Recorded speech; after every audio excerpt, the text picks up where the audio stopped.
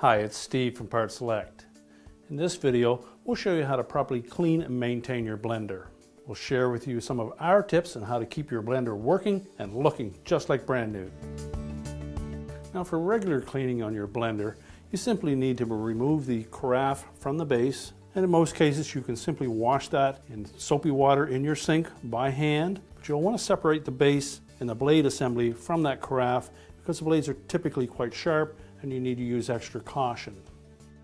If your blender uses a glass type carafe, you can actually put that in your dishwasher and wash it there, but you'll want to remove the top and the base assembly from that.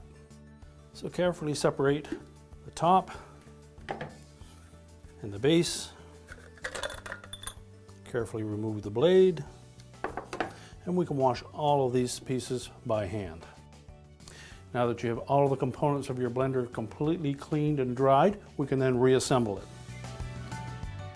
Now, if you have a blender that is very dirty or stained, you may wish to try cleaning it with a blend of hot water, baking soda, and maybe 1/4 cup of white vinegar. Put it all in the blender, and then just add a few drops of dish detergent.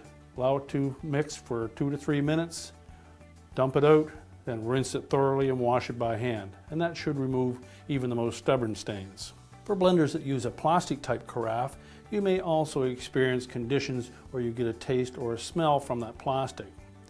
A quick, easy way to eliminate that or to remove that is to take some lemon slices, cut them up, put some warm water in your blender, and blend it for a couple of minutes. And you may need to do that on a periodic basis to maintain that nice fresh smell. Thank you so much for watching this video. We certainly hope it was helpful to you. And while you're here, be sure to check out our YouTube channel for more appliance repair and cleaning tip videos. And remember to subscribe so you're always up to date.